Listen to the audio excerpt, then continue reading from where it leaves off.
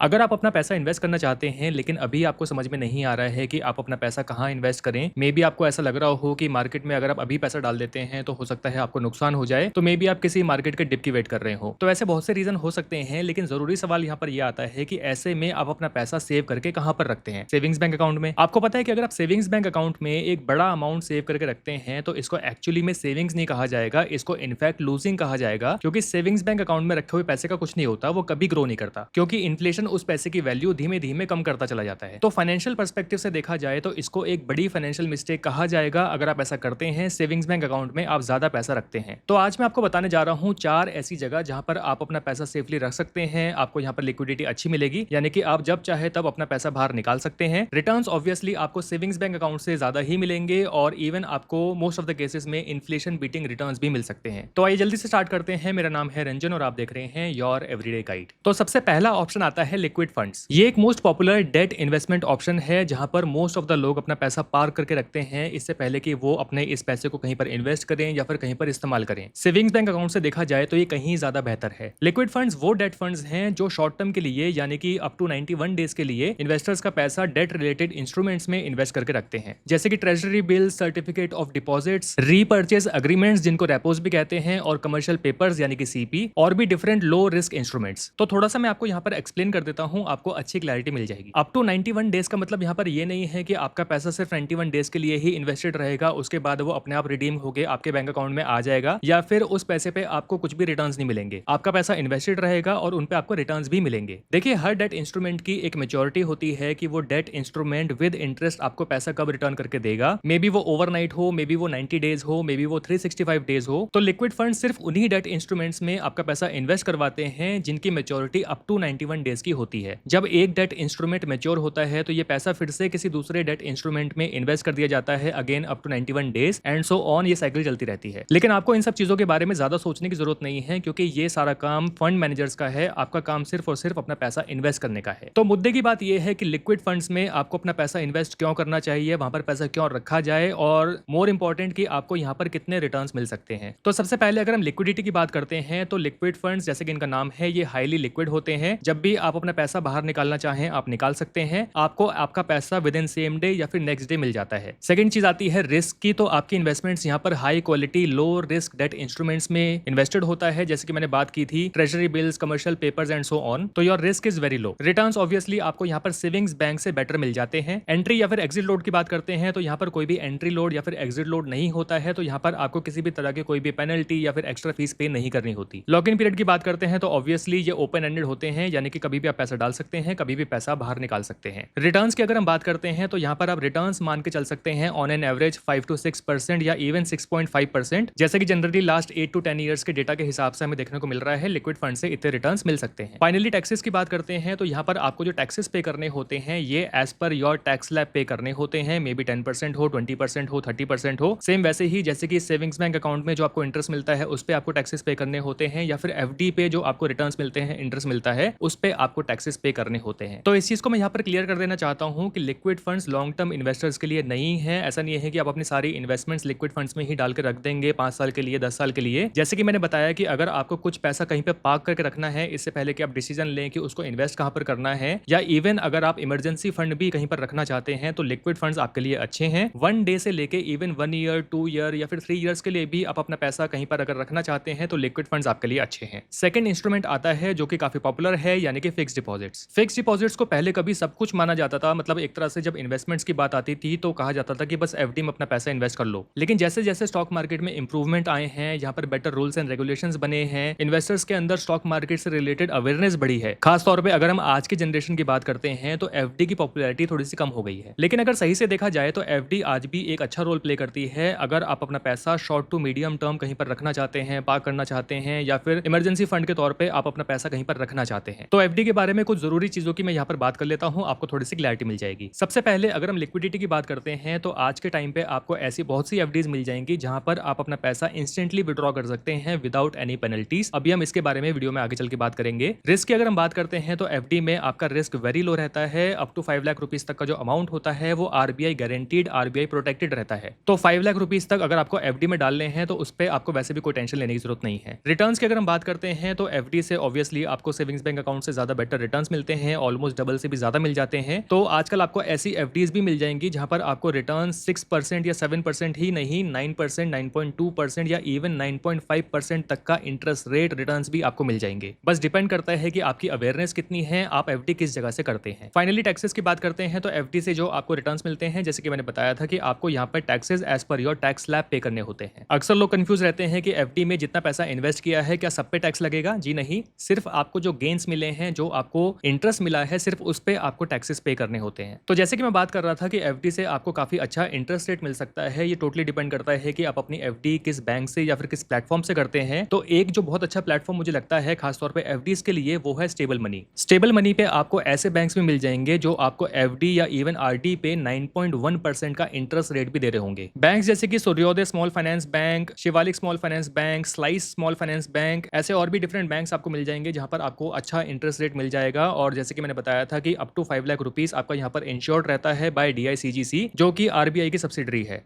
तो stable money के through FD करना काफी आसान है। मैं यहाँ पर स्टेबल मनी की ऐप को ओपन कर लेता हूँ। यहाँ पर आप देख सकते हैं डिफरेंट बैंक के ऑप्शंस आपको यहाँ पर देखने को मिल जाते हैं। और अगर मैं नीचे स्क्रॉल करता हूँ तो किन किन बैंक्स के ऑप्शंस आपको मिल रहे हैं, कौन सा बैंक कितने एफडी के रेट्स आपको दे रहा है, वो यहाँ पर आप चेक कर सकते हैं। और इवन जो दूसरे बैंक्स हैं जैसे कि SBI, PNB, इनकी एफडी से इनको आप कंपेयर भी कर सकते हैं। और भी डिफरेंट डिटेल्स है जो यहाँ पर आप चेकआउट कर सकते हैं। और फाइनली जिस भी बैंक से आप अपनी एफडी करना चाहते हैं, मैं क्लिक कर देता हूँ गेट स्टार्टेड पे। तो जैसे कि आप यहाँ पर देख सकते हैं कि टेन्योर के हिसाब से आपको एफडी पे कितना इंटरेस्ट यहाँ पर मिलता है, उसको चेकआउट कर सकते हैं। सूर्योदय जो बैंक है, इस पे आपको इंस्टेंट विड्रॉल का ऑप्शन मिलता है। अप टू 5 लाख यहाँ पर इंश्योर्ड है by RBI, DICGC। Withdraw any time after 7 days, which is a point to note. आप 7 डेज के बाद कभी भी अपना पैसा विड्रॉ कर सकते हैं। और दूसरी डिटेल्स अगर मैं यहाँ पर चेक करना चाहता हूँ तो पेमेंट मोड आप यहाँ पर UPI यूज कर सकते हैं या फिर नेट बैंकिंग से भी कर सकते हैं। कंपाउंडिंग यहाँ पर आपको क्वार्टरली मिलती है। जनरली एफडी पे जो कंपाउंडिंग होती है वो ईयरली होती है, लेकिन यहाँ पर आपको क्वार्टरली मिल रही है, विच इज बेनिफिशियल। और जैसे कि आप यहाँ पर देख सकते हैं कि when you invest in 3 years FD, आपका जो इंटरेस्ट रेट आपको यहाँ पर मिलता है वो है 8.8% पर एनम, लेकिन एनुअलाइज रिटर्न्स जो आपको यहाँ पर मिलते हैं वो आपके बन जाते हैं 9.94% per annum at the time of maturity. क्योंकि जैसे कि मैंने बताया था कि यहाँ पर जो कंपाउंडिंग चलती है वो क्वार्टरली चलती है, तो कंपाउंडिंग की वजह से आपको यहाँ पर रिटर्न्स ज्यादा मिलते हैं। और बाकी डिटेल्स अगर मैं यहाँ पर चेक करना चाहूँ तो आप कैलकुलेटर में भी यहाँ पर कैलकुलेट कर सकते हैं। और एग्जाम्पल है 1 लाख पे अगर आप एफडी करते हैं तो 3 इयर्स के बाद आपको यहाँ पर पैसा मिलता है 1,29,841, विच इज वेरी गुड। और दूसरे बैंक से अगर आप कंपेयर करना चाहते हैं तो कंपैरिजन आपको यहाँ पर मिल जाता है। HDFC बैंक, SBI और सूर्योदय बैंक में अगर हम देखते हैं तो यहाँ पर 8.8% के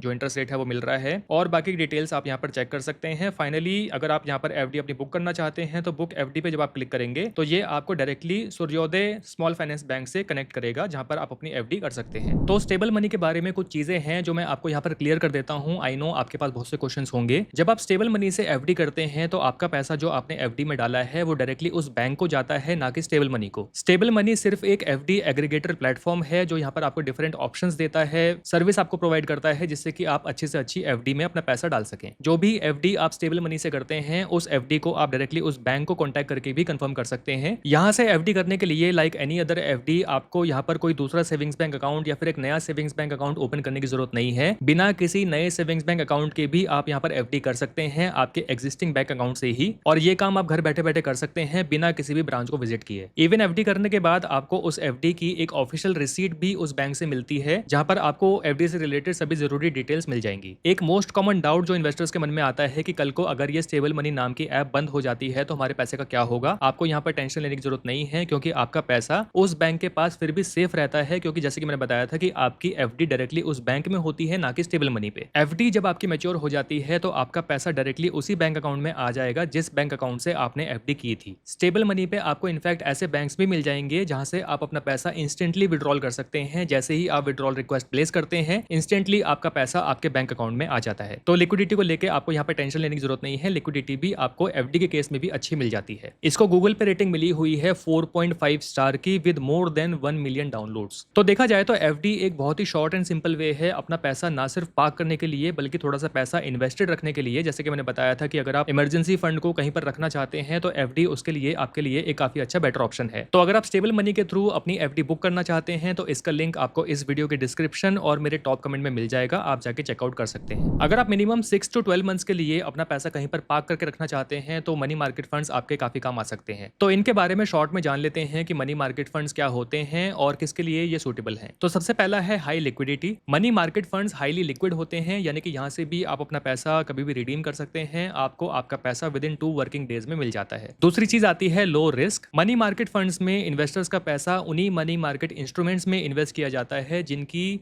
मेच्योरिटी ओवरनाइट से लेके 1 ईयर तक की होती है, जैसे कि ट्रेजरी बिल्स जिनको टी बिल्स कहा जाता है, सर्टिफिकेट ऑफ डिपॉजिट्स यानी कि सीडीज, रीपर्चेज अग्रीमेंट्स और रेपोज और कमर्शियल पेपर्स यानी कि सीपी। तो ये सभी इंस्ट्रूमेंट सेफर होते हैं, एनएवी का फ्लक्चुएशन मिनिमल होता है, यानी कि यहाँ से आपको कंसिस्टेंटली स्टेबल रिटर्न्स मिलते रहते हैं। और अच्छी बात यह है कि ये आरबीआई रेगुलेटेड होते हैं, तो यहाँ पर आपका जो रिस्क होता है वो वेरी वेरी लो होता है। एंट्री या फिर एग्जिट लोड यहाँ पर किसी भी तरह का नहीं होता, लॉक इन पीरियड भी यहाँ पर कुछ नहीं होता। रिटर्न्स की अगर हम बात करते हैं तो ऑब्वियसली आपको यहाँ पर सेविंग्स बैंक अकाउंट से बेटर रिटर्न्स ही मिलेंगे, जो कि सेविंग्स बैंक अकाउंट से ज्यादा है। इनफैक्ट इनको इन्फ्लेशन बीटिंग रिटर्न्स भी कंसीडर किया जा सकता है। टैक्सेस की बात करते हैं तो ऑब्वियसली डेट फंड्स हैं, तो यहाँ पर आपको जो टैक्सेस पे करने होंगे वो as per your income tax slab pay करने होंगे। फाइनली फोर्थ इंस्ट्रूमेंट हमारे पास आता है अल्ट्रा शॉर्ट ड्यूरेशन फंड्स। अगर आप मिनिमम 3 to 6 मंथ्स के लिए अपना पैसा कहीं पर पार्क करके रखना चाहते हैं तो अल्ट्रा शॉर्ट ड्यूरेशन फंड आपकी यहाँ पर हेल्प कर सकते हैं। तो इनके बारे में भी इन शॉर्ट जान लेते हैं कि ये क्या होते हैं और किनके लिए सूटेबल हैं। अल्ट्रा शॉर्ट ड्यूरेशन फंड पैसा इन्वेस्ट करते हैं high quality debt instrument as well as money market instruments में। मनी मार्केट इंस्ट्रूमेंट जैसे कि इससे जस्ट पहले हमने पॉइंट में बात की थी।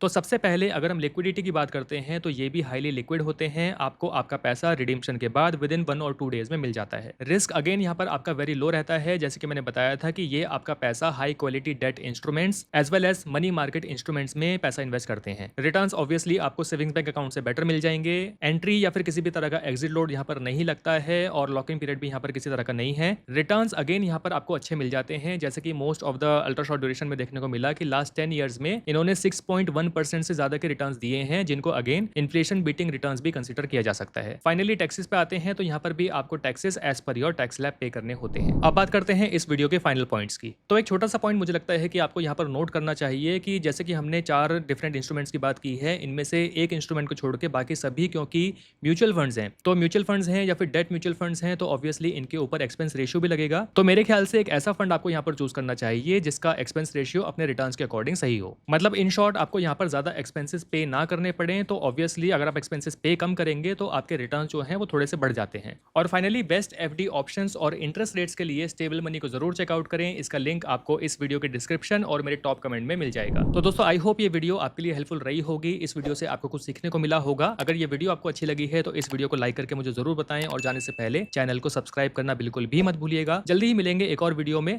Thank you for watching.